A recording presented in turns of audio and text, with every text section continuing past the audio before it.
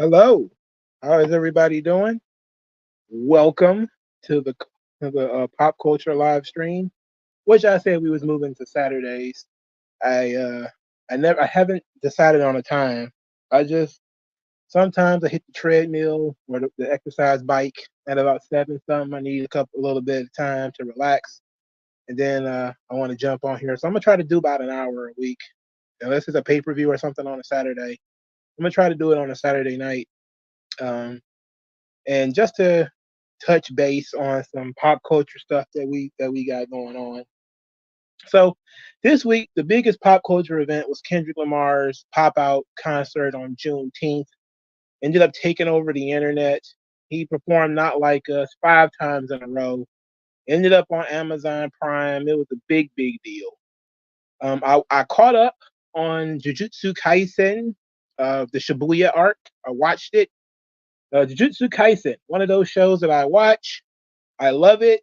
I don't remember any of the characters' names, and I forget the plot. So that's the problem of when you try to watch things while the seasons are going on. So, you know, same thing happened with me watching um, Kimetsu no Yaiba, the Demon Slayer. I always forget where I left off.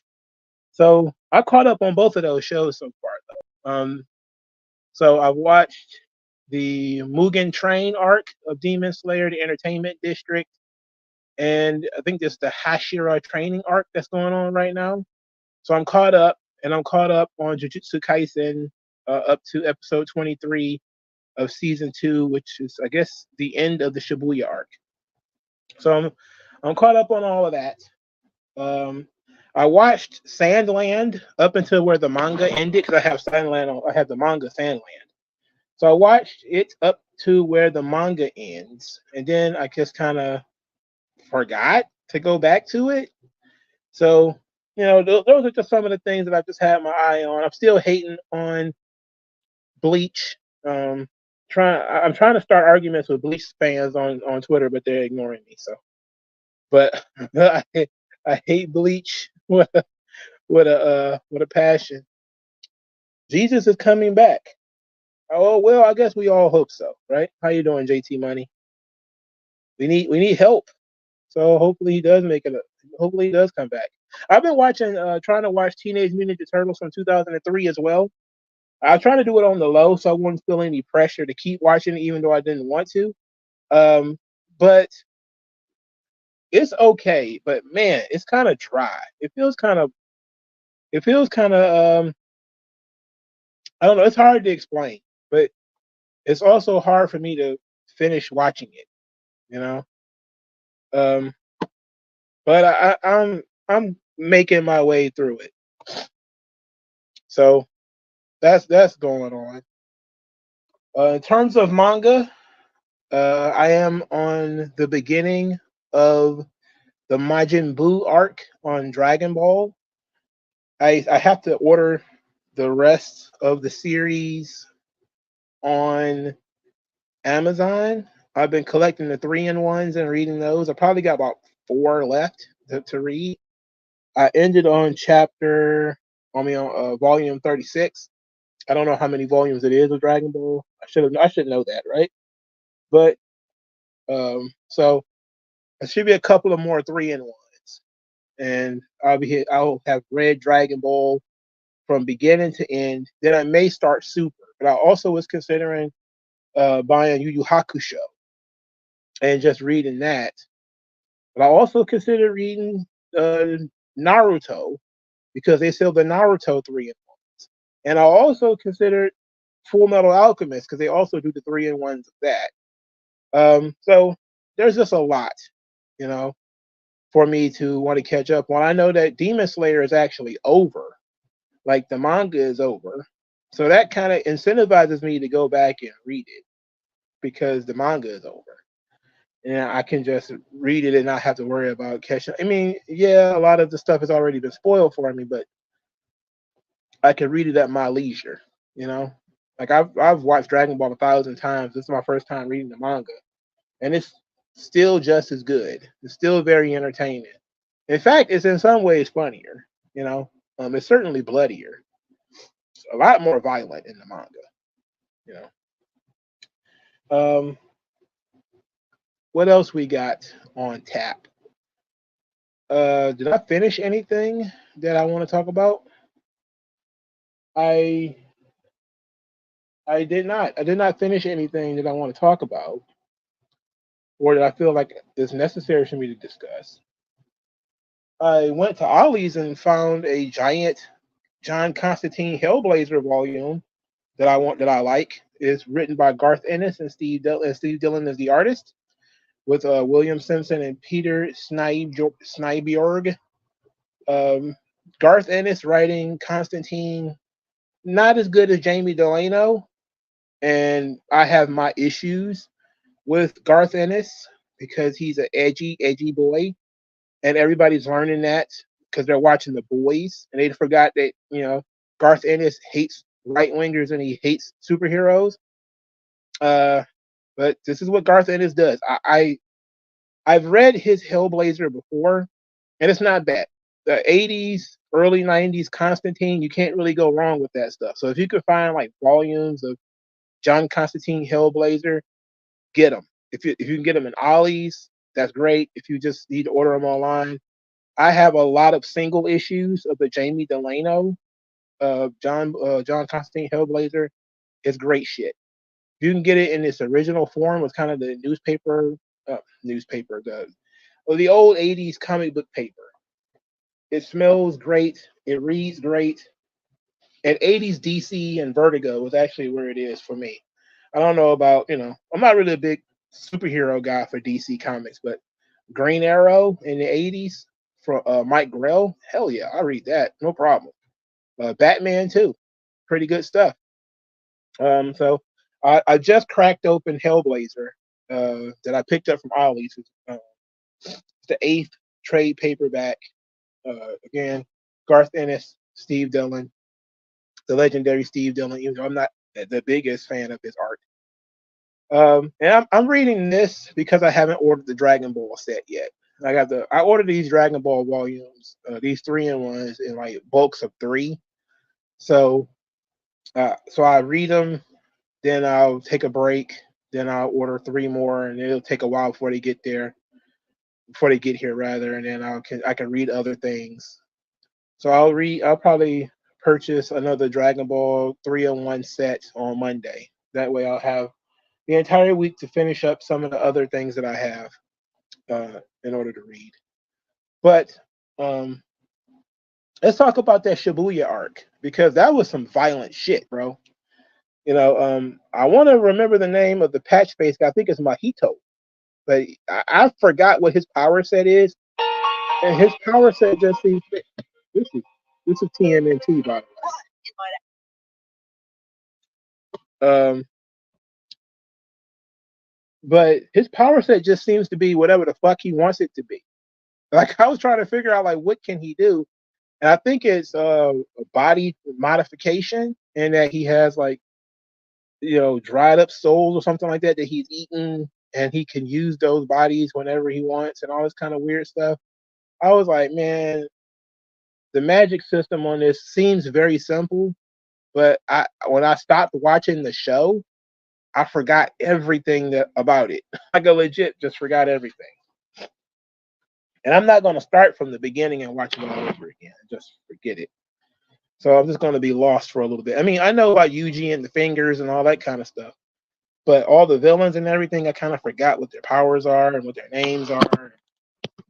Oops. That's my fault because I'm not part of the fandom. But it's the same thing with Demon Slayer. But I remembered the characters for Demon Slayer because I like it more. But so I was able to catch up and enjoy that. Is The Boys better than Invincible? I honestly couldn't tell you. I like Invincible better. I think it's a truer superhero story. But I haven't been watching Invincible either. I'm not caught up on Invincible. As a matter of fact, now that I'm caught up on Jujutsu Kaisen and Kimetsu no Yaiba, I can actually watch Invincible because I'm behind on Invincible as well. So yeah, I can do that. Let's do that. I know they split up Invincible into like a couple of short um a couple of short seasons. I don't know why they would do that or they would break the momentum like that, but so it's only 8 episodes. I could do all that. I could do all that tomorrow. Watch all of Invincible tomorrow. Thoughts on Dr. Disrespect allegations? He looks very questionable for not denying it out the gate when he was accused.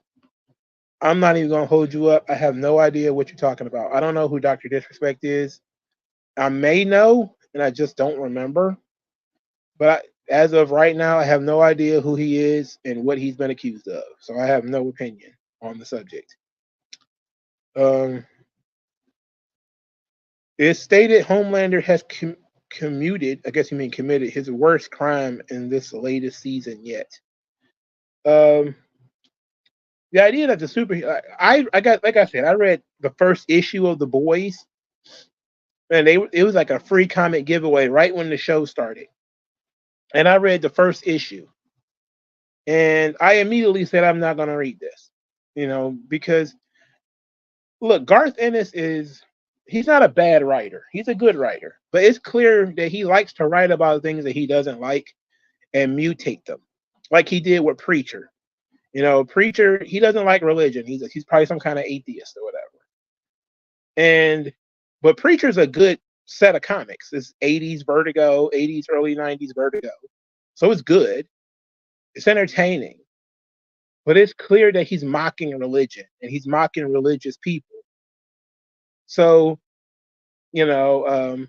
especially small town religious people, especially small town conservative religious people. Like they're all swamp mutants with Confederate flags and all this kind of stuff. They hate gay people and they hate blacks, and it's like and they do weird things like have sex with pigs, and it's all kinds of bizarre stuff in Preacher. But it's a pretty cool adventure comic, I guess you could say. Even though the adventure is kind of goofy, But The Boys, I don't have any more patience for people who hate superheroes and write superhero content. I just don't. I could not punch through it. When I saw, the superheroes kill the guy's girlfriend by mistake and just kind of go, oops, and moved on, I was like, bro, this is some nasty work we got here. And I decided I'm not going to finish that. So for me, y'all can keep The Boys. Everybody now is all upset. They're like, oh, the show is making fun of right wingers. Like it always was. What do you think Garth Ennis is? What kind of person do you think he is? Why do you think they keep making TV shows about this guy? Because he lambasts what you glorify. You like God, he makes fun of that. You like heroes, he makes fun of that. You know? I mean, it's a weird thing, bro. What was your reaction to the Pop Out concert by Kendrick Lamar? Overall thoughts on the entire event? Well, I didn't watch the entire event. I watched clips of it. Um, I like it as a unifying event. I think as a cultural event, it was very strong. Um, it seemed everybody was talking about the unity and the joy that he brought to the West Coast. He had YG there, and I think quote unquote Jason Martin, which is his real name, but Problem was there. I think was DJ Quick there. I think DJ Quick was there. Dom Kennedy, who I made fun of in one of the videos, he was there. And then of course Kendrick himself performed "Not Like Us" 5 times. Like, bro, they was in that joint spaz and they had the joint shaking. It was great.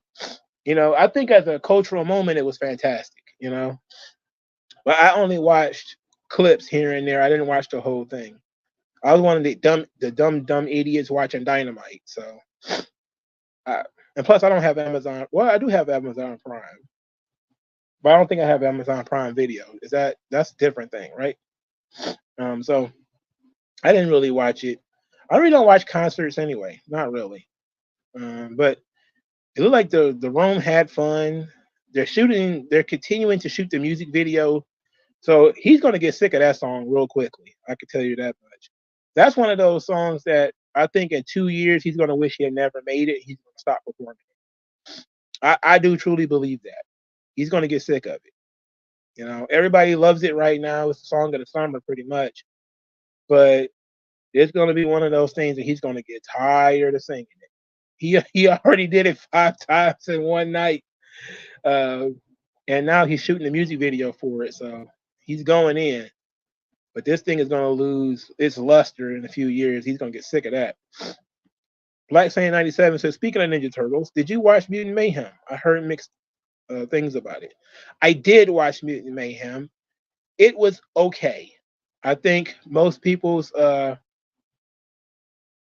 who freaked out over, let's say, the Turtles having black voices or the black boys playing the Turtles, that was overwrought. The stuff with April, yes, she was not the most physically appealing character.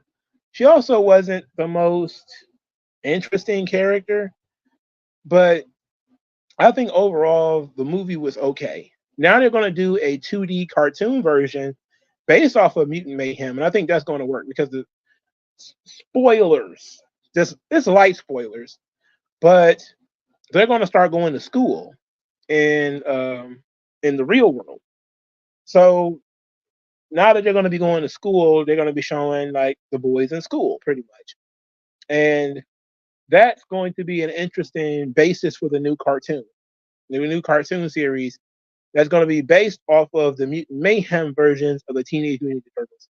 They're also going to be doing a comic based off the Mutant Mayhem version of Teenage Mutant Ninja Turtles. So, look, it's better than Rise. I can tell you that. Rise sucked. Rise sucked ass. I didn't want anything to do with Rise. I want nothing to do with Rise at all. Speaking of Teenage Mutant Ninja Turtles, there is a new comic series, the Black, White, and Green. I liked it. Clearly, a lot of people don't really like the black, white, and red, black, white, red. It used to be black, white, and red comics, but I liked it for Elektra. I liked it for Teenage Mutant Ninja Turtles. I liked it for Grendel.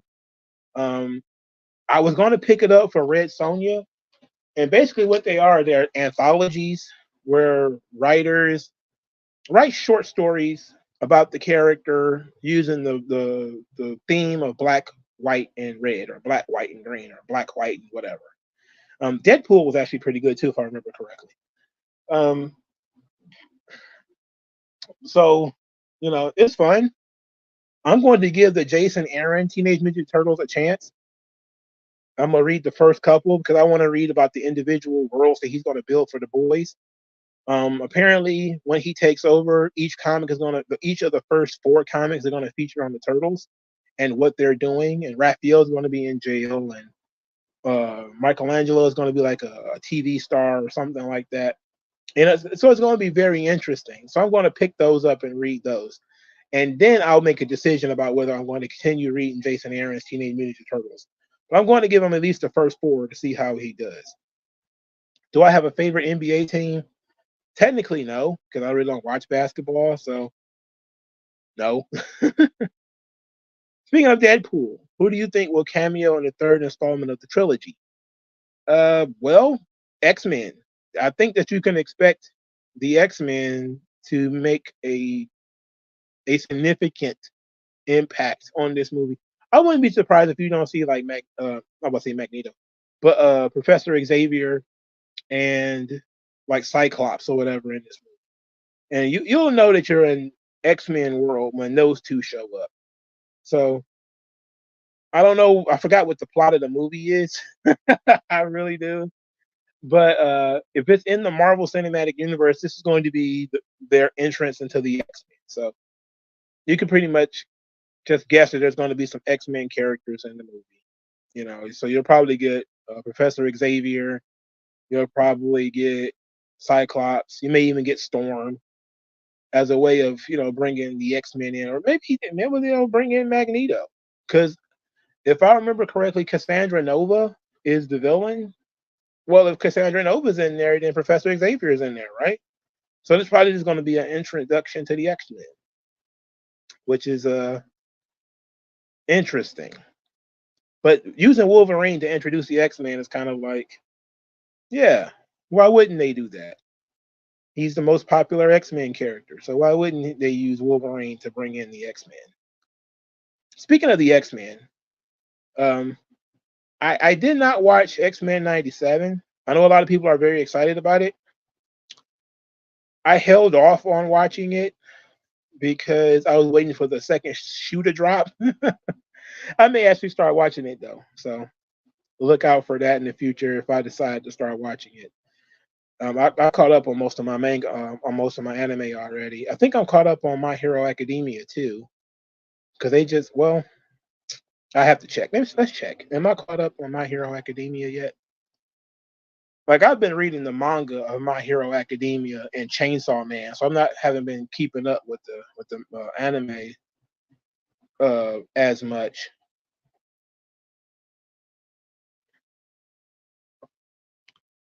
Did I see your comments about Samoa Joe does return to WWE feud with Jacob Fatu? Uh, I don't think he's coming back. I don't. There is no reason for me to think that he's coming back.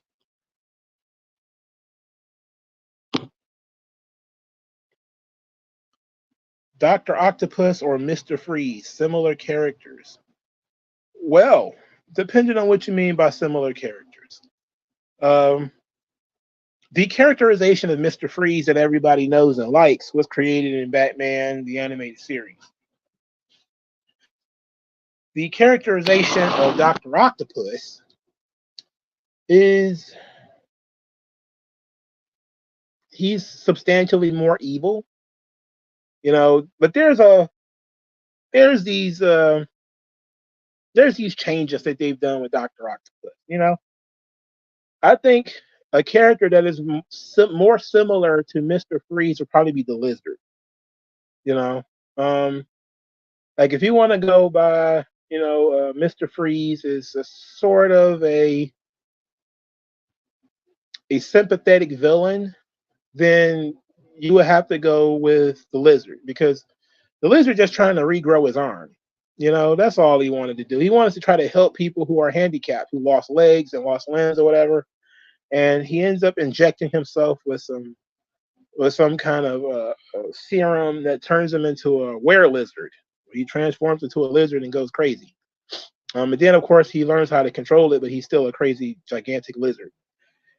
So I think he's probably more in line with Mr. Freeze, as Mr. Freeze is trying to find ways to fix his wife, and everything ends up exploding, and he becomes a man who can't exist outside of sub-zero temperatures. So it's like a good scientist dude is trying to do something right, but then through scientific, chicanery, he ends up in a bad position. The origin story for Doctor Octopus, it keeps changing. Like sometimes he's like in the movie, he's a good guy who is driven crazy by these tentacles that are connecting to his brain stem, and the tentacles are basically controlling him. But of course, in the original iteration of Doctor Octopus, he's just a mad scientist. So that's just pretty much it.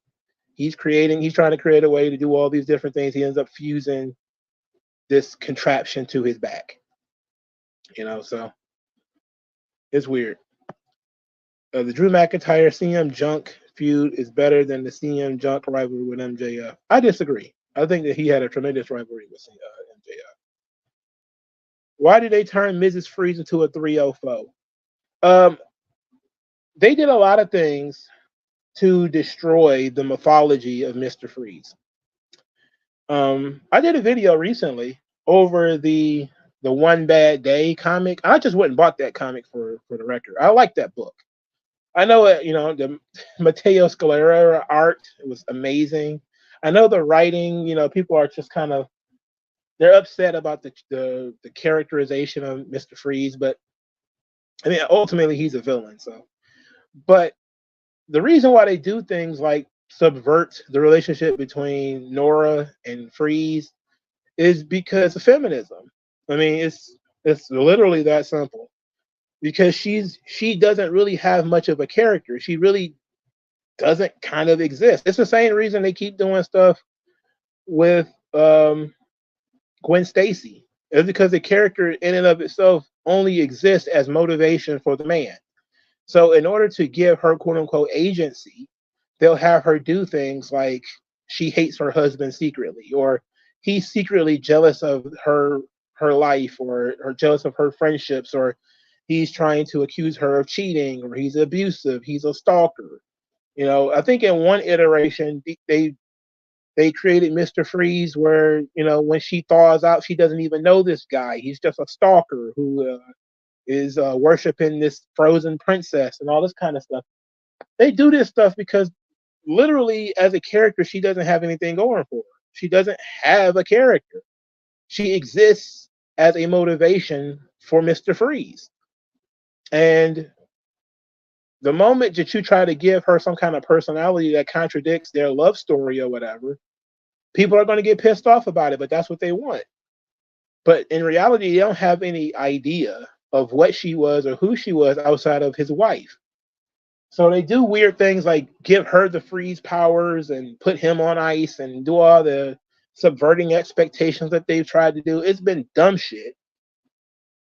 And they do it to subvert the expectations and try to add something to the female character where there doesn't need to be anything there. It's like Gwen Stacy is dead. She doesn't need to exist in the 616. You don't have to tell the story of Gwen Stacy or try to recreate the story of or tell me more about Gwen Stacy, or you could do flashbacks if you want to tell us the story of Gwen Stacy, or the story of a character that died. I mean, you do it with Uncle Ben all the time. You could change the nature of that character or add elements of that character in the flashback. You don't have to bring them back from the dead.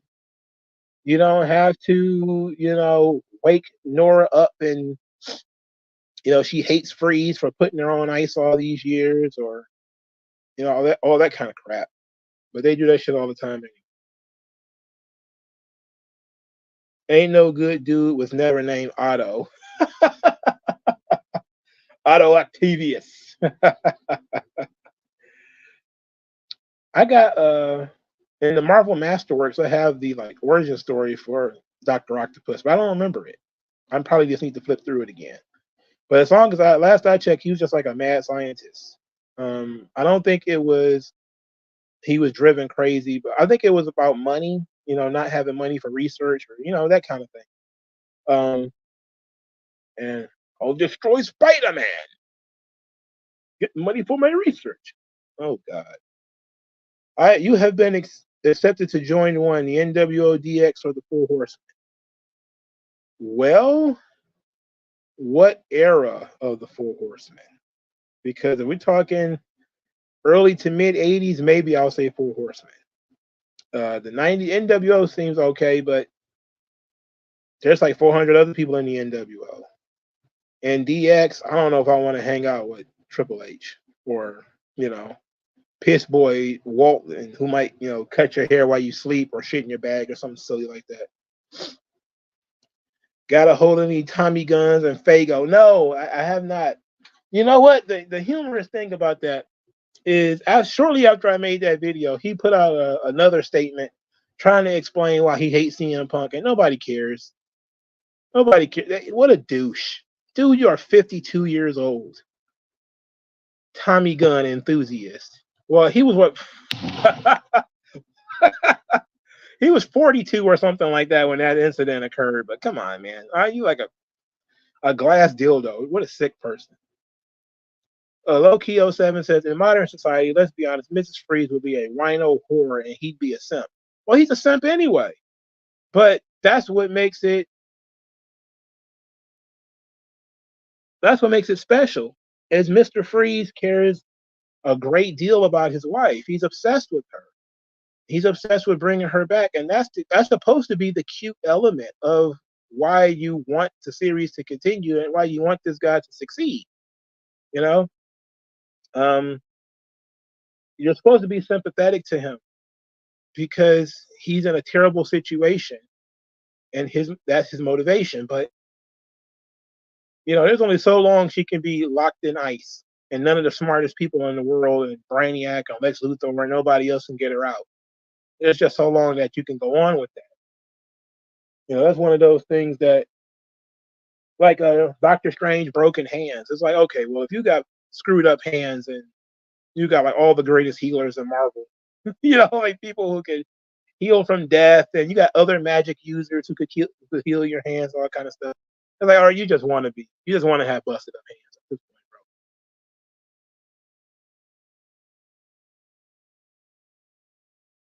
Gun to your head: be gay or be trans. Well, it's the same thing, isn't it? That means I have to have sex with men either way, right? So I guess if gun to my head, I probably choose being trans because it doesn't really mean anything except wearing women's clothes. I'm not. I can still date women and be trans. I don't want to be gay. I don't want that one. I don't want that. No, no sir, no sir. If all MongoSlade has to do is start wearing like gross makeup, like I don't have to be a pretty girl either. I could just be like a gross ogre and be like, "It's ma'am." Then yeah, I'll, no problem.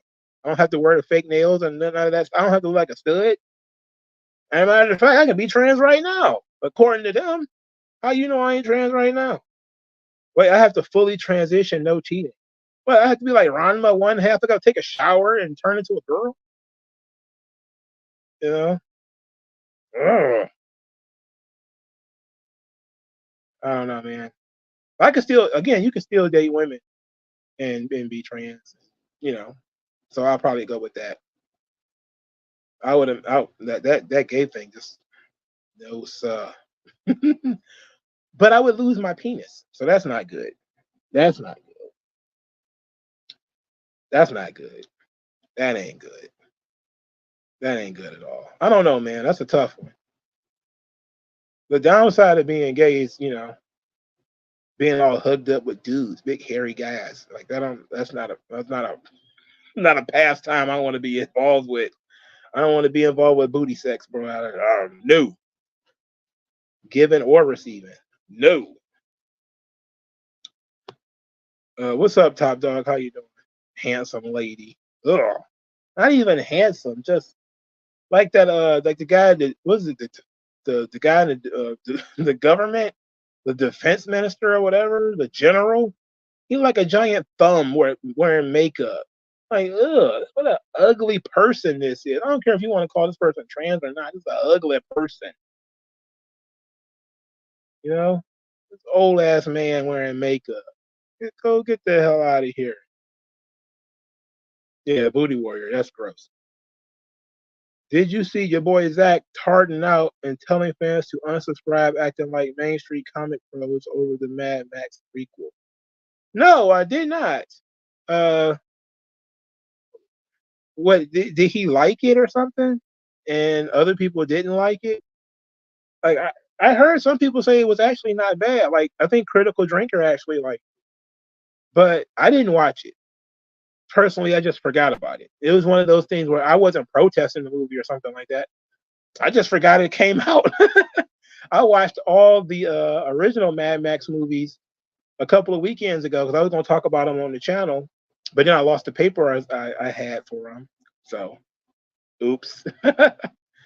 um, but I watched all the first three Mad Max movies, and I had fun with those. I didn't watch Fury Road because that's basically a Furiosa movie. But I, I don't know. Like sometimes people like Prey, like the Predator movie that was about the young Indian girl. That was good. Even if it was made from a woke lens, it could still be good. Like that movie was good. I didn't hate it.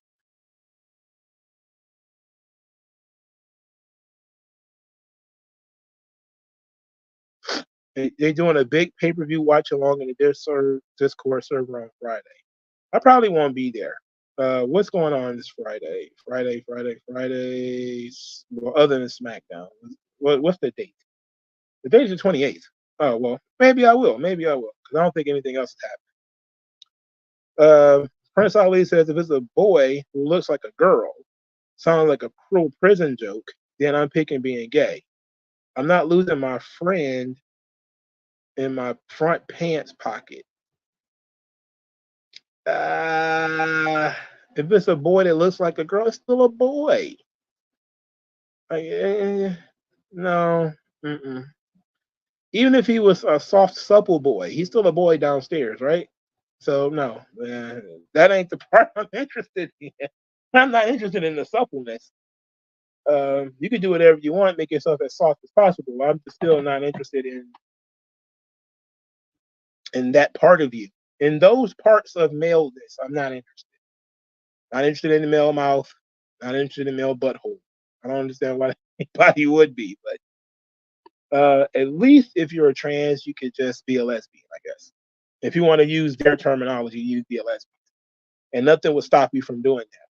Because you can still like women. You can still like, be gay and still too, but I just have no sexual attraction at all towards males, and I just can't see myself volunteering for that, even if I got shot in the head.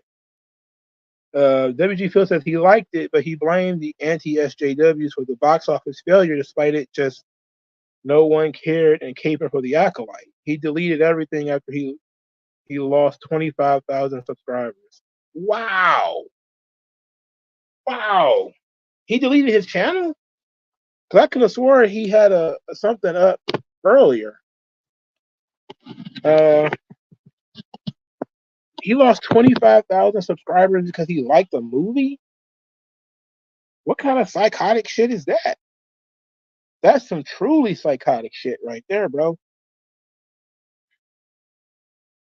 That's crazy.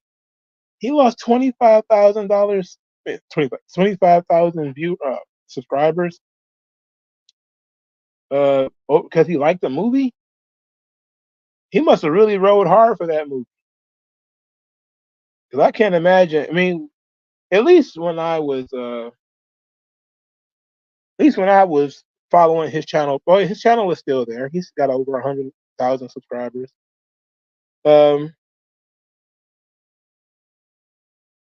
So he's making videos against anti-SJWs now.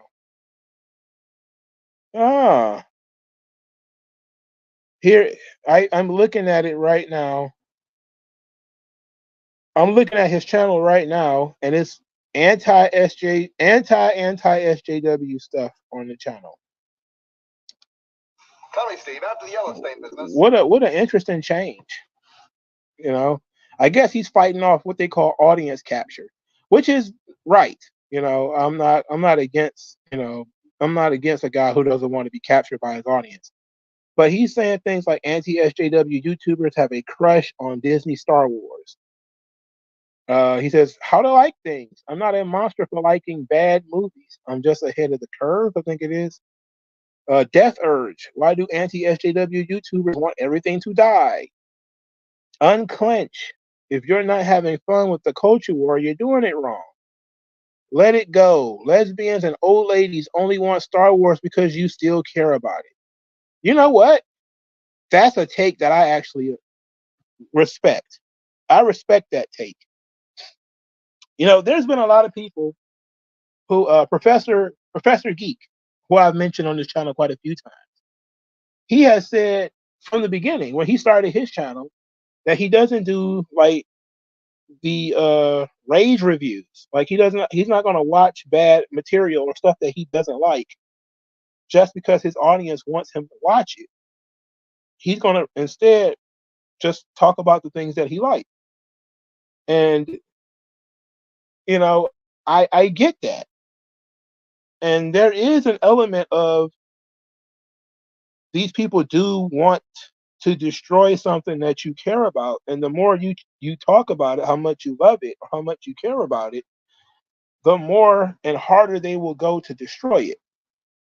There is a certain element to that. These videos are long too. Like this video is 40 minutes. This one's 30 minutes. This one's 20 minutes. This one's 40. I get it. But audience capture is one of the worst things that you can deal with as a YouTuber or something like that. Um, if that's basically you don't want to say how you really feel because you're afraid of losing subscribers, and for a lot of people that's income. That it's their job now, and you don't want to lose income, so you don't go against the grain. You don't go against your audience. And his audience hated Furiosa, and he went hard for. Like, I wouldn't go hard for it. I just say I like it and move on. I mean, it is what it is.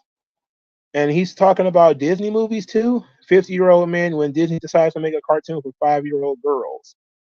Oh, they stole the Rocketeer and made it for girls. I'm just looking at the thumbnail, and I can tell that's what it is. That's what it look. That's what because I can see the jacket. So they mean they took the Rocketeer and turned it into something for girls. They're trying to push girls in STEM or some crap like that, right? Interesting. Oh, he lost 2,500. Oh, okay. I thought you meant like 25,000. I was about to say, holy hell, he lost 25,000 over that. But he still does very good on his videos from what I'm looking like. He's doing like 5,000, 6,000, 7,000 views. Um, he's still going after the same people. He's still attacking Vita Ayala and all these. So he's just shaking off audience capture. This is a smart decision, actually. If you feel like you're being cornered and you have to agree with something that you don't agree with, you just go. I wouldn't go hard on it, but I would just tell you that you're wrong and move on. Have I heard that West Side Gun is starting his own wrestling program? You know what? I did not hear about it because I didn't know the details, but I did see him tweet out something that he was going to do. Um, I don't see why he just don't partner up with Hood Slam. They already exist, but I guess he wants to have his own thing. And he's from New York, right? Why don't he just partner up with House of Glory? Like there's things that already exist that he can invest in rather than starting his own. But I guess if you want to start your own, start your own. Yes, I ain't got no problem with that. Loki07 says they should do a version where Mr. and Mrs. Freeze are 80s upper class yuppies. He unfreezes her in 2025, and she's basically Nancy Reagan, asking if the queer cancer killed them. That would be great if she woke up like a Captain America kind of figure that's stuck in the past, and it bothers even him how crazy conservative she is, and how she's a Luddite that hates machines and she doesn't understand the internet or email and all that kind of stuff. That would be an interesting element to add to the character. Like she has been asleep for 20 years or something like that, and a black man has been president. She's like, ugh, or you could just even go to Trump route, like Donald Trump is president. Ugh, that kind of thing. It would be fun and entertaining. That would be a way to add something to her character, because she could then be a time capsule. Like Captain America is a time capsule for 1930s, 1940s America, without the racism, of course, but with the optimism and the patriotism and the grand sense of right and wrong, that we entered World War II with good intentions, that we were the good guys and everybody else was evil, even though there's a lot of leftists who will say, well, were we really? And some libertarians too. But it's like, man, when you understand about Imperial Japan and Nazi Germany and Fasciste Italy, yeah, we were the good guys, bro. Like as bad as they were, we were the good guys, bro. We dropped an atomic bomb on Japan. We dropped 2 of them on Japan. But my God, do you understand what Japan did to the rest of Asia? The rape of Nanking was insane. And they did that without an atomic bomb. All right. They did some really terrible shit with ground troops. All right. And the Nazis, of course, we just know that the Nazis did their thing, but Imperial Japan was fucked. Anybody, yes, you killed a lot of innocent civilians, but that was a cult society, bro. They were a cult. Like I was just listening to a Dan Carlin hardcore history on Imperial Japan. It was called Supernova in the East, right? And the guy who I think 30 years later, he was still fighting World War II because he didn't know that the emperor had surrendered. And Dan Carlin pretty much framed him as like Captain America. He was so separate from Japan, but he was indoctrinated in that culture that the individual soldier does not surrender. He cannot surrender. So he could not go back to Japan in shame. So they was leaving like newspapers for him and telling them like, look, the war is over. And him and other guys were like, nope, war is not over. This is all propaganda, and shipping people out in the Philippines, I think it was. They had to send some Japanese, I think royal family members or politicians or something like that to get them to come out and stop doing this stuff. And he wrote a book and he discussed how they brainwashed them in Japan. And part of it was the cradle to the grave mentality. They took care of them from the cradle to the grave. In Imperial Japan, they paid for little for nothing in hospital costs. You was born pretty much for free. You could be taken care of pretty much for free. Your funeral was free. Education was free. But you had to basically worship the emperor. And so that was their mentality in everything, was glorifying the emperor. It was a cult. So it was basically like if you was to get into a ground war with North Korea right now. They were truly involved with some nasty work over in Imperial Japan. And it wasn't that long. It was like 70 years ago, bro. So no, it's probably more than 70, more like 80 years ago. Like they were tough. So, but you had that Captain America was sort of that kind of character who came from that time frame. If you wanted to make Nora Freeze interesting, you can make her a time capsule character too. Say, well, we're going to take Captain America and invert it. Instead of Captain America being like a soldier that was encased in ice, it was a housewife that was encased in ice, right? So she's looking for all the things that no longer exist. Bowling leagues. She wants to go to church and listen to how preachers have changed over time. How the supermarket has changed over time, how shopping has changed. Nobody goes shopping anymore. There are no malls, Nora. How people read has changed. Relationships have changed. Medicine has changed. All these sorts of things have changed. You could do that with her, and that could be fun. That would be something that if you were going to do like a Mr. Freeze comic book series, that would be something I would do, where he finally achieves his success and he wakes Nora up and she's a completely different person than he expected. Or he was so engrossed in saving her, he didn't think that she would wake up in a different time with different mentalities. And that would be a good way to go through some of the social, political, economic issues if you wanted to discuss those things in comic book form. And Mr. Freeze doesn't have to be a villain in the thing either. He could just be like a person who has to guide her back into the world. That could be an interesting slice of life kind of series if that's what you wanted to do. And then you can make her whatever kind of character you wanted her to be, but they choose to make her some kind of emancipated liberal woman who hates the man who saved her or hated the man who tried to save her and all that kind of garbage. He deleted community note posts related to his tard outs. I meant 2,500 subs because he was attacking the fans. Oh. Did I see the diss track the Star Wars people did on the fans? It was so cringe. I had not. I did not. I saw the girl who was the star of the show doing she was dancing in the video. I heard that's what it was, and she was dancing and singing. I think she's a singer. But I'm not into Star Wars. I've never seen Star Wars. I'm not gonna cape for that franchise. I've never even seen it. So, but I understand because, like I said, when I was a kid, I used to see on the news people lined up for hours, days to see Star Wars. I remember that stuff. I used to see it on TV. That's what actually scared me from watching Star Wars. I was like, anything that'll make you sit outside in the heat for hours and hours and hours until it starts is not something I want to be a part of. And I maintain that to this day. I don't. That was one of the reasons why I never bought a pair of Jordans. I used to see people outside for hours and hours and hours to get Jordans. I'd be like, bro, what are you doing? No way.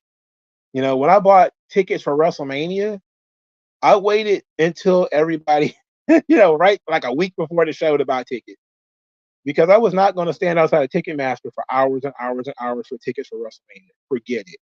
I was not going to do it. And I just never understood it. But this forever war between Star Wars and their fans, it's like at some point you got to walk away. And I think Professor Geek is absolutely right. And I think that Zach is right. At some point, you got to realize they hate you more than they want success. And it's always been that way. It's never about success anyway. They're fucking socialists. They don't care about success. It's all about the message. Everything is propaganda. The art is propaganda by design. They will tell you that. All art is propaganda. All art is trying to tell you something. They put, what do you think they're doing when they put the Bible in the toilet? What are they trying to tell you? Why are you listening to these people? Like the people who go around talking about how great The Boys is. That's why I say I told you, I read one issue of The Boys and put it down and said, I'm not reading this shit no more. Because I already knew what it was about. You can get it from issue 1. I'm pretty sure 20 minutes into The Boys, you figured out what it was about. And you continued to watch it. So now here it is, season 4. They're going full mask off because fuck you. And everybody's on TV. Everybody's like, bro, all you need to do is Google Garth Ennis. He don't write about stuff that he likes. He only writes mocking shit about stuff that he hates. Unless it's, Punisher. He actually likes military. He hates superheroes. Notoriously hates superheroes. That's why he will only write the Punisher when he was going for Marvel, because he doesn't like superheroes. This is a guy who I think I read an op-ed or something about how he hates Captain America. And he hates Captain America because, real soldiers don't need serums in order to be a hero and all this kind of guy. I'm like, bro, you didn't even read the fucking book. You don't even know the story of Captain America. For starters, he's not even American. He's like Irish or something like that, British or some shit. So it's already a mishap. It's already a misadventure. And knowing that guy hates superheroes, just like Alan Moore hates superheroes. So of course he's going to write superheroes shittily. Now, Alan Moore turns around, he writes Tom Strong, which is actually not bad. It's actually like a love letter to like pulp heroes though. Like Doc Savage and, Flash Gordon and that kind of thing. That's what he likes. Superman, Batman, he may have written some of those comics, but that's not really his bag. His bag is like the pulp shit, So Tom Strong is more of a love letter to that. And people was like, oh, Alan Moore do like superheroes. Like, how many times do you have to tell you he hates superheroes, bro? He wrote The Watchmen because he hated superheroes. Like these people, they hate what you like. And in turn, they hate you. How many times do I have to make fun of you? It's like, I would not have gotten through Preacher if, one, I was a hardcore Christian. I would not have gotten through Preacher. 2, if I lived in the South, I would not have gotten through Preacher. I mean, it was just page after chapter after chapter of him smacking you in the face. Over and over and over again. And then they made a TV show out of it. It didn't go on very long, but it was a TV show for Preacher. And this is the kind of person that he is. These people delight. They get off on you feeling bad and arguing online about the things that they've done. You got to take the Professor Geek strategy if you can't handle it. Just don't watch it. Don't watch it and don't talk about it. I don't even bring half this shit up because again, just you don't even really need to know who the creatives are, who the director is, who the actors are. Some people get real tight ass because a certain actor is in a movie or a TV show. All you gotta do is know where it came from. Once you hear who the director is and all that kind of stuff, you pretty much get why things ain't going the way it's supposed to go. There's a reason why they can't get Blade on the screen. It's a simple ass story of a man just killing vampires. And they can't get that movie made. Well, there's a reason why they can't get that movie made. They don't want the fucking movie to be about Blade. They want the vampires to be the good guys or some shit. So you're in a situation where you already know what's going to happen. So what do you think is going to happen when they actually do make the damn movie? It's going to be Shisa, and you already know it. But I'm surprised he even watched the movie to go and nuke his channel about it. Loki says, I agree with Zach there. To some, Star Wars died in 83. For me, it died in 05. Don't pay attention to gay fan fiction. Don't give it life. Yeah. But I understand, like, I have always understood that some people have made these franchises such an indelible part of their childhood, and they got Star Wars everything. They got model figures, they've got the novels, they've got the DVDs and many different versions. They got the tapes, they got posters. They spend money on the conventions to go and meet the actors. I get it. I get, like, people have a sunk cost fallacy when it comes to these franchises. This is how they captured the geek audience anyway. The geek audience has been captured through the sunk cost fallacy. Well, I'm trying to collect all the issues of X-Men. So I can't not buy the X-Men that's coming out right now, even though I don't read it. I still have to go spend money on it because I'm a completionist. I got to have it all. I wouldn't bought X-Men comics back from the 70s up to the 80s and 90s. And even though I hate this stuff, I'm still going to keep buying it because it's been going on too long for me to stop. And that's why people continue to do this stuff. They feel like, oh my God, it might get better. But it's also that sunk cost fallacy. I got to keep going. I got to push through these bad times. It'll eventually get better. It's like, and I try to put myself in that position too. I say, well, what if I woke up tomorrow and somebody worse than Triple H was running WWE? I've been watching this stuff since 1990. I got the DVDs. I read books on it. I do videos on it.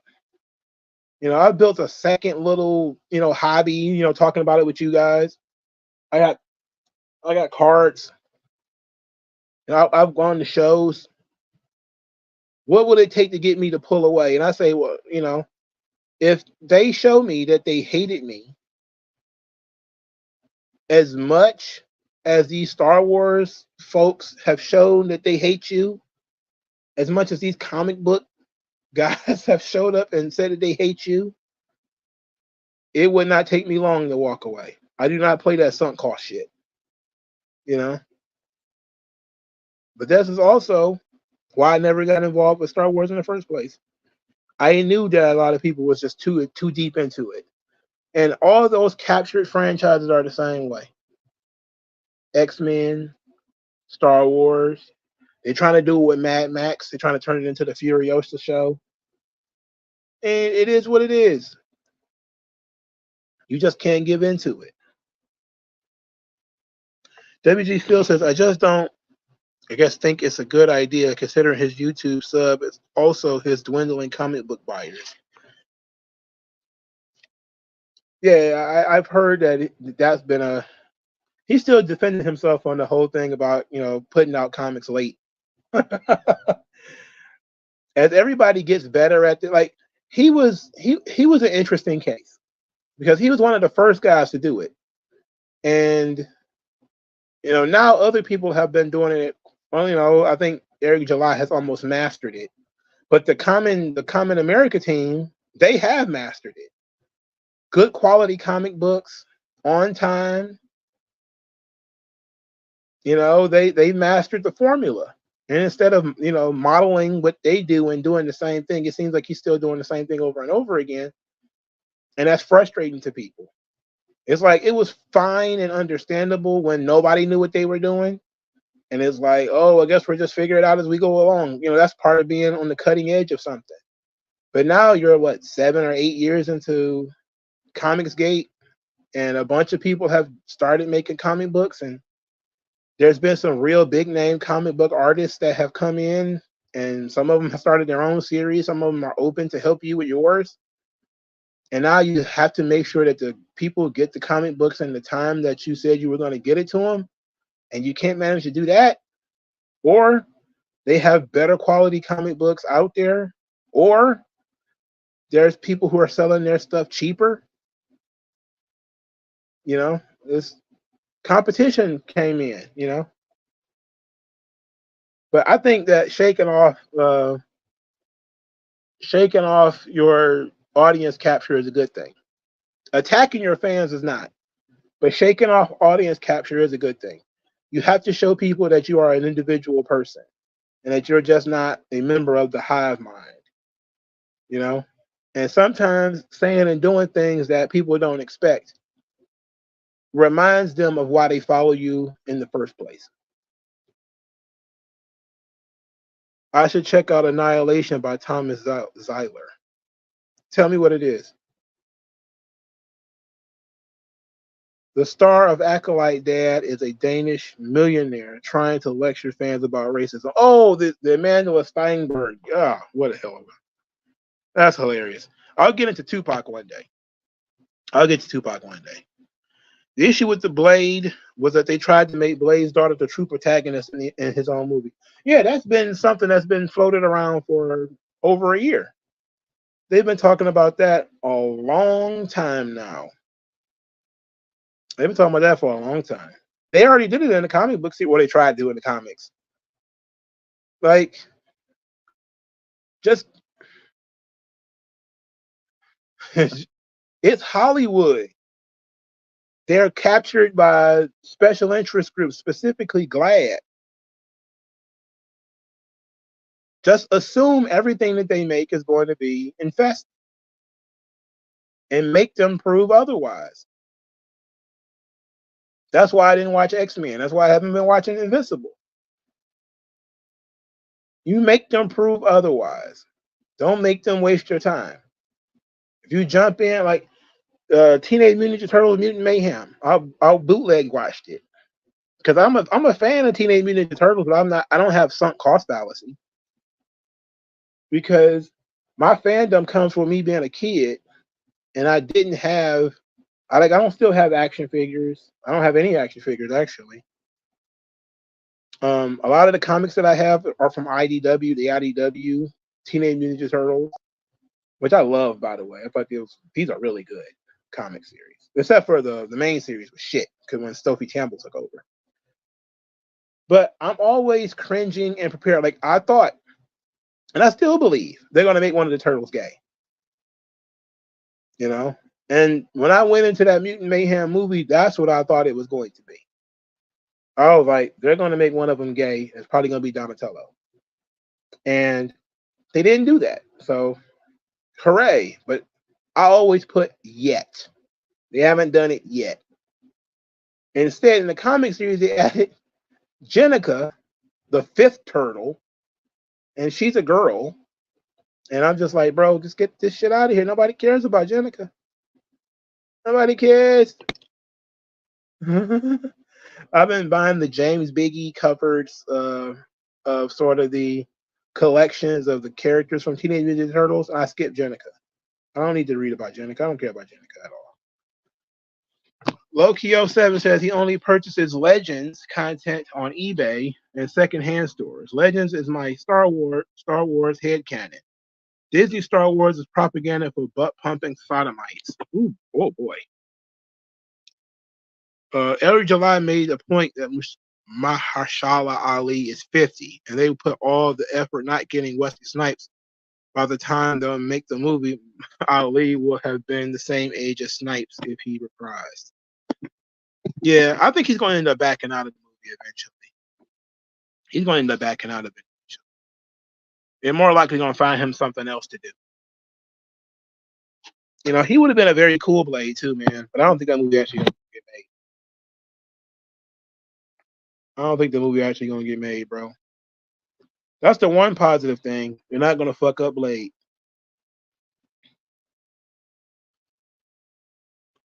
It's dang near 30 years, and I just found out that the fifth turtle's name was Venus. Because Jenica is new. Jenica just came out 5 or 6 years ago. Venus was a long time ago. Venus was what was that? The next mutation, and she damn near crashed the entire franchise. Yeah, Venus was not good. That was not good. That wasn't good. But there's other turtles there. Yeah, that's Venus, the one from the '90s live action show. Yeah, she was Venus de Milo, which is still does not fit the theme of the Renaissance named Teenage Mutant Ninja Turtles. They're all named after artists. She's named after the painting. So stupid. Dumb. You can name her Frida after Frida Kahlo, she's not a Renaissance artist, but she's an artist. They also have another turtle there, Lita. I think is a white turtle. She's also in the series. Well, of course, Slash is a turtle. He's a tortoise actually, but he's been in the series. He's the heel turtle though, the bad guy turtle. I don't think he worked for the Shredder though. I think he worked for like Krang. I don't remember. What does Slash work? Well, I think he was brainwashed or something like that. Like there's always been. I don't know. I might be having mixed up with somebody else. They'll probably try to put him in Secret Wars to buy time. Yeah, I think that if they have him in like Secret Wars or something like that, then at least he'll get that paycheck. Did I see Sneeko get punched by that security guard? You talk about the guy who snatched that hat. See, I have no idea who Sneeko is, but that I saw that video of a white boy with a busted lip because he snatched some guy's hat, and when he approached him to give it back, he punched him in the face. And you know what? I don't like trolls. You know, trolling in real life it's dangerous. Don't do it. Don't do it. You might get punched in the face by a random guy. So don't do that stuff.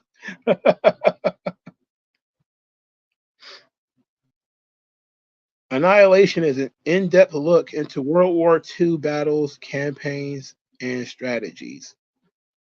Huh. That's interesting. The thing is, I've never had a great interest in military history. You could tell that's Dan Carlin's thing, though. He listens to hardcore history. You could tell like that's his thing. My thing is mostly Fall of Civilizations. You know, I love that. That's my jam. There's a book that he wrote. Oh, oof, whoa. What is his name? Paul Cooper? Paul M. Cooper? Fall of Civilizations. I like that podcast, but I've been listening to hardcore history a lot. Because those joints are like 5 hours and I'm at work chilling. I just throw that on and it's tremendous. You get to learn some stuff. But I already knew a lot about Imperial Japan because clearly I ingest a lot of material about a lot of different things, and I've studied a little bit about World War II, but I didn't, I'm a person that doesn't really care that much about the details, like the names of individual generals, the individual battles. I'm more interested in what the societies were like at the time, not what kind of tanks that they have or That's kind of, like when I watch like Tick History, when he talks about like Marx or he's talking about Nazis or something like that, that stuff's interesting. When he's talking about tanks and supply lines and bridges, I'm not interested. I don't care. I'm not interested in military history. I don't get that.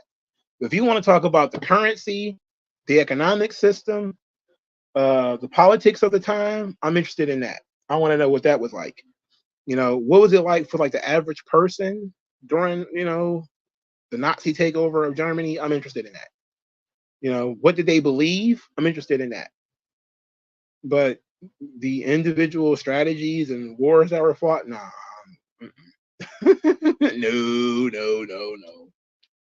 I don't care. I'm a things person, like not a person. That's what they say about guys, right? Guys are consumed with things, women are consumed with people. But some people specialize and they're interested in people too. I'm not. Hirohito is fucking interesting though. He's an interesting guy. He's fucking interesting. Speaking of Dan Carlin, hardcore history, I listened to him talk about Alexander the Great, famous butt fucker in history. Apparently, his dad was also a butt fucker. That was just a thing that they did in Macedonia. I didn't know that his mom has poisoned his brothers. Like the movie Alexander was very interesting because it was pretty accurate to what Dan Carlin was saying. And he was saying it too, like, these are things that you see in the movie, that his mom was a witch.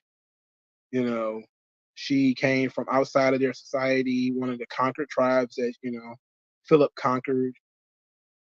And she wanted Alexander to be the true heir to the crown of Macedonia. So she poisoned his brother and all this kind of crazy stuff. I was like, oh, that shit's fantastic. That shit's phenomenal. It's interesting. I'll listen to that stuff all day, bro. I like that stuff. But I don't listen to it on my own. I listen to it at work only. There's also a guy who also does long form entertainment that I like. His name is Chad O. Jackson. He is the guy behind the Uncle Tom movie series. He did Uncle Tom 1 and 2. He also has a YouTube channel. He's doing a book series on James Cone, I don't want to say founder, because that would probably be, well, he is one of the main voices in Black liberation theology. So I don't know if my boy Society Movies is listening, but listen to Chad O. Jackson. He's a Christian man who is talking about the poisoning of the church. And I've heard of James Cone because of Obama, and Obama's preacher. God damn America. That's when I really realized something was going on. Like, what's going on in the church now? You got this guy talking about goddamn America in church. But that's where it comes from. And you could pick it up and follow it a little bit. Have you seen What If All This? He's the one who made that video about the upcoming incel revolution. No, I haven't heard of this. I don't expect any incel revolution. But I do expect that a lot of men who don't have wives or girlfriends are going to make society very difficult. So maybe that's the closest thing to the revolution we're going to have. But those are just going to end up in jail because they've already set it up where being an incel is pretty much automatically right wing, automatically terrorist, automatically misogynist. That ground has already been laid,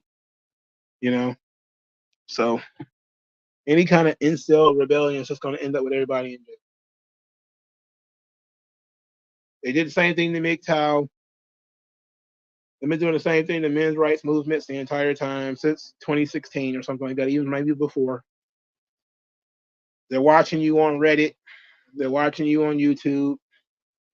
They're taking your accounts down. They're trying to save you from going to jail, bro. They're gonna take your account down. They're gonna ban you from these accounts, ban you from Twitter and Reddit and everything for your own good. But they ain't gonna do nothing but make people dig in. And as soon as they dig in, they're gonna get kicked out and they're gonna end up involved with some group and end up going to jail. Top Dog says he's been digging the lesbian angle from AEW. It seems like Tony Khan has been watching too much Raw from 2002. I like the lesbian angle too. I like it because it's subtle and it seems to fit all the girls involved. Tony Storm got sexual out of nowhere, but she's a bisexual woman, so I don't know about Mariah May, and I don't know about Mina Shirakawa, but Tony Storm is bisexual. And so she's having a blast doing this thing because she gets to be her whole self. So it works out for her. A bunch of other people, some people are upset about it though, because they won't come out and be in your face about what they're doing. But I think that actually helps the angle, is that maybe they're all delusional and don't realize how gay they look. But I said, this thing's been gay for a while. Like the whole Tony Storm and Mariah May thing is the obsession. That was pretty gay right off the rip, But then because it was actually going in the the Mickie James, Trish Stratus route, and then they changed it up a little bit. Oh, Mariah May is hot as hell, but she looked like she might have been put together by a surgeon, but she is exceptionally hot. There aren't no ugly women involved with this thing. That's the good thing about it. Mina Shirakawa was very cute too. She's a cute girl. But I would not like for her to talk English because her English is choppy as shit. But I know she's Japanese, so it's not her fault. But shut up. I'm like, oh boy, here we go. Here we go. All right. Also, I forgot. I got a book. Total MMA, Inside Ultimate Fighting by Jonathan Snowden. I am becoming a fan of MMA because there's a lot of crossover between mixed martial arts and pro wrestling. There's a lot. So this book is very interesting. It's a gigantic book. My dad even talked about how big this book is. But I'm gonna read this, and maybe I'll finish this before I buy those Dragon Ball 3-in-1s. Did I see Kevin Kelly interview with Eric Bischoff? No, but I did see that when he talked about suing AEW. It says, too bad we can't get this in Triple H WWE because he likes muscular women so much.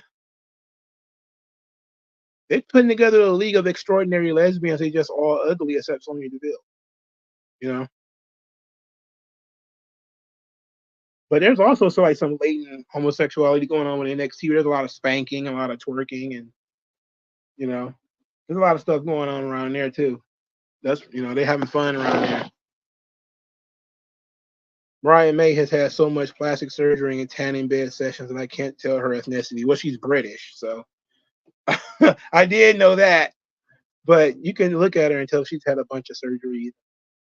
She's pretty much, she might be naturally cute, but she's a bombshell now, and you can tell that's probably the work of a surgeon. Harley Cameron seems to be a little bit more natural than she is. She's super hot. My God. Harley Cameron is so hot that her being corny is I'm willing to overlook it. What do I think the biggest problem with he lacks the desire to make things entertaining. Like there's certain things that people don't seem to get.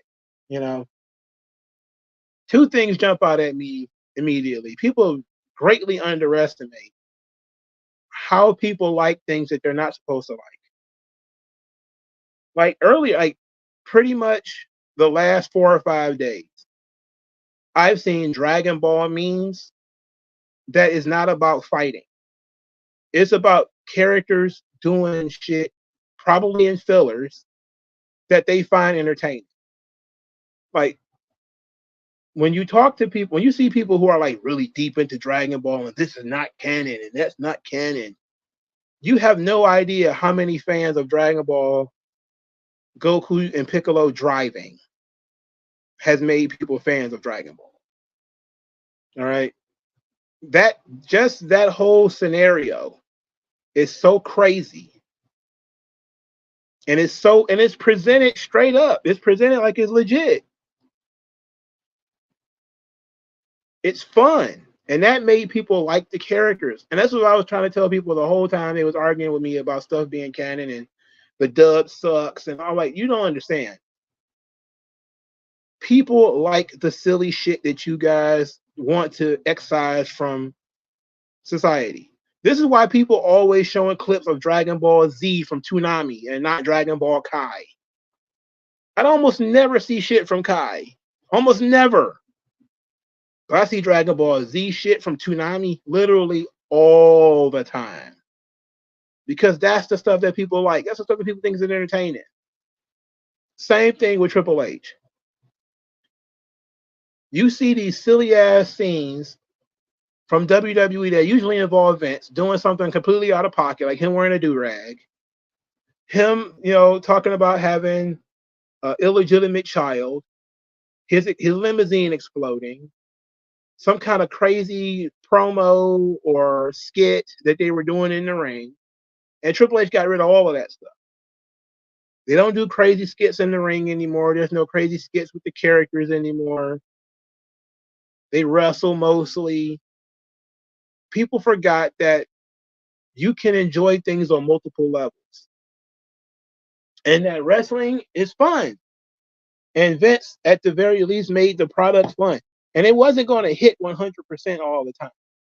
And sometimes things hit later than usual. Like I saw somebody say, and this is real, that there's a WWE clip for everything. And I was like, bro, you don't have no idea how true that is. There's literally a WWE reaction to pretty much everything. You want something serious? There's a WWE reaction to it. You want something funny as hell? There's a WWE reaction to it.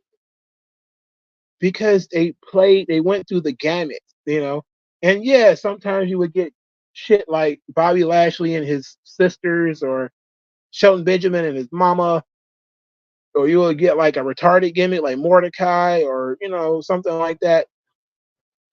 But then you'll see somebody stumble across, like Flash Funk and have fun with it. They'd be like, oh my God, look at his boots. You're like, yeah, look at his fucking boots. Like he wrestles like Too Cold Scorpio. I was just having a conversation with somebody about this on a different site today. They're like, oh, I think the Tom Green, who does like the WCW deep cuts, he was talking about how awesome Too Cold Scorpio was. And Vince, he didn't say this, but there were people that were saying like Vince McMahon ruined him by turning him into a pimp. And I was like, did you not see Flash Funk? Did you not hear how awesome his fucking theme song was? Bro, I listened to Flash Funk's theme song and just imagine Too Cold. And look, the crazy thing is, when I was a kid, I saw Flash Funk. I was 12 years old. It was over the top already. Because I'm looking at this like, why is he a 1970s pimp in 1996? Like it's already over the top. Right? With the girls and everything, the gigantic hat. But it immediately catches your attention.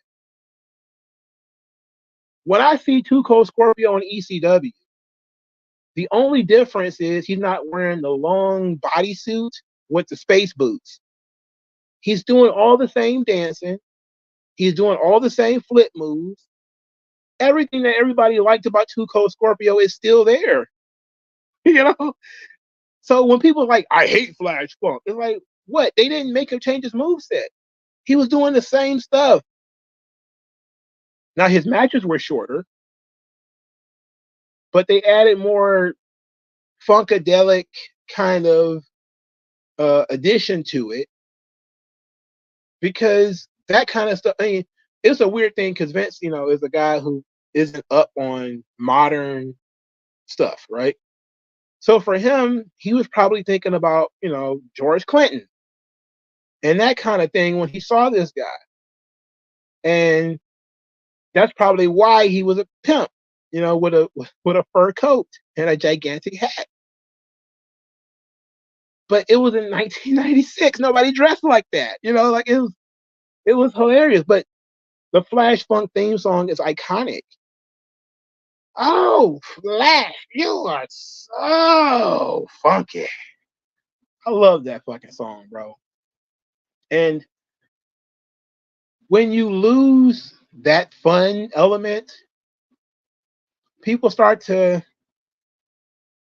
turn away. And I don't know if Triple H is gonna, learn that eventually you do have to go back to doing some interesting, entertaining things. Like it's still the honeymoon period because Vince is not there anymore.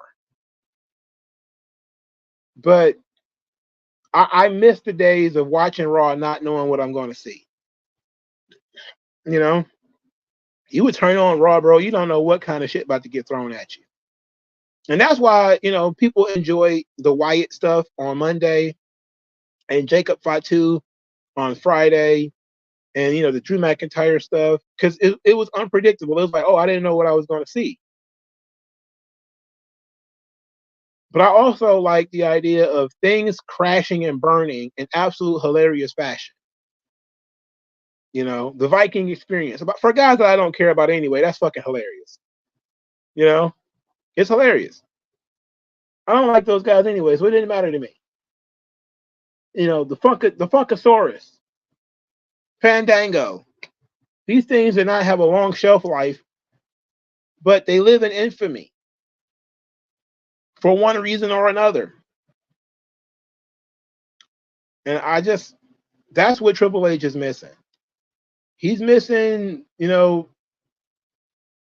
risk. He doesn't take any risks. He wants to make everything safe. I really would think it like, what would Vince be doing right now if he was still around? He probably wouldn't be letting them bleed on TV. That's probably a negative. But Gunther will probably be eating pins from Braun Strowman right now. Maybe. He probably wouldn't have won the King of the Ring or anything like that. But there's positives and negatives to everything. I just look at Triple H's product and it's just dry. It's bare bones, dry pro wrestling, very boring. And I miss Vince's over the top, insane booking. I miss that stuff, bro. I'm not even gonna lie to you. It's insane. I miss that. WG Phil says, I still remember when Vince pulled out an egg and all the jobbers were amazed by it. Right, you know what I'm saying? Like the movie tie-in, with the egg and everything. And everybody still talks about it like it was like some kind of all-time bad thing. Vince had an egg. It was like if you followed the story, it was a gift from The Rock. Because The Rock did a movie in which the egg is a MacGuffin of some kind, right? So in the story the WWE presented, because they were doing a crossover with The Rock's movie, that The Rock gave Vince this egg. It was a gift. And then the gift got stolen. And and it's a who done it? Who stole it? And then he found out that Austin Theory stole it. And it ended up being something that put Austin Theory and Vince McMahon in the same room, So it was leading to Austin Theory getting a push. It wasn't supposed to be like this big, long-term arc. It was a short movie crossover thing that was made to push a new star. It wasn't that big a deal, but it was funny. Sometimes things can be bad and funny. You can enjoy bad things. Yeah, Triple H is super boring, bro. Like, yeah, HBK, the McMahons versus HBK and God. What psychotic booking is that? That is psychotic, bro. It's you. Vince is amazing that he got away with so much stuff because he didn't give a fuck, and he's just trying to have fun. Wasn't trying to turn this. I mean, it was a circus to a degree, but he was just trying to have fun with the product, man. He encouraged people to have fun with the product. And everything wasn't going to hit, but that's just kind of how things are. You didn't laugh at every joke I watched. I watched Martin on TV. I didn't think everything was funny. I didn't love every episode. You know, you watch Fresh Prince of Bel-Air or Seinfeld or whatever, you're not gonna laugh at every joke. You're gonna think some jokes are better than others. But overall, you all in. Jeff Jarrett's qualified for the Owen Hart tournament, and people are pissed about that and say he doesn't deserve it. Well, the meme of Jeff Jarrett being the best in AEW and that he should win the title and stuff like that don't help. People are memeing hard on Jeff Jarrett. You got to realize a lot of the AEW fans, they hate old guys. I mean, they always have. And Jarrett's old as hell, and they've seen him in TNA. But for me, it doesn't matter if Jeff Jarrett's in the tournament. He's not going to win. So it doesn't really matter who you put in that spot. So, do I think Solo should win the title at SummerSlam? No. No, of course not. No. Mm-mm. For what? Why? Why would you do that? Why put the belt on Solo? What is that going to get you? He's still going to end up feuding with Roman. He don't need the belt for that. You don't need the belt for that. John Cena and the King fat shaming Vicky Guerrero on Raw in 2010. Oh my God, bro, that's one of my favorite scenes. And I don't remember anything. I swear to God, like I never remember shit. Like I always find clips of things that I'm like, oh my God, I forgot this even happened. The JBL promo after he got fired from CNBC. I saw that clip on social media recently as JBL was explaining what was going on. It was funny. But John Cena and Jerry Lawler roasting Vicky Guerrero. I will never forget when John Cena says she was so fat she wakes up in sections. Bro, I was dying, bro. Like I was dying. It went on and on. It went back and forth and back and forth. And you were like, bro, this is so inappropriate. And they're tearing her apart. You can't even do that today. Like you can't do that today. But it was so fucking funny. And everybody had fun with it. You know, nobody is like, oh, Vicky must feel terrible. They're making fun of her. You know, like, come on. She got to be a good sport about this thing. That's like the Picky James thing. You got to be a good sport about these things. Everybody gets made fun of, you know. Everybody gets roasted. Vince got covered in poop and slime and all kinds of stuff. People say terrible things about him. That's the nature of the beast. Sometimes you're the butt of the joke.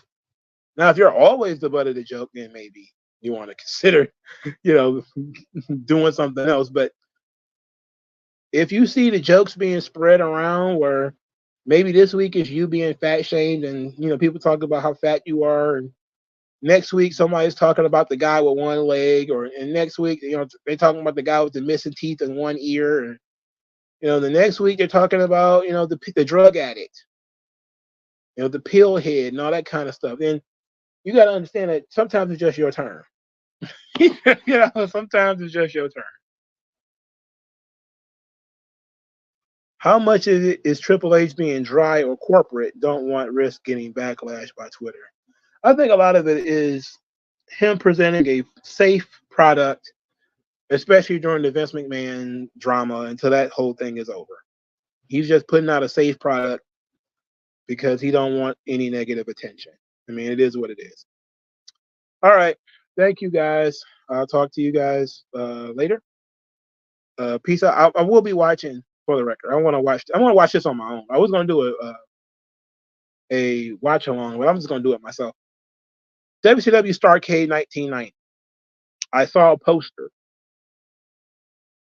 And I know I've seen that show. I know I have. But I don't remember it.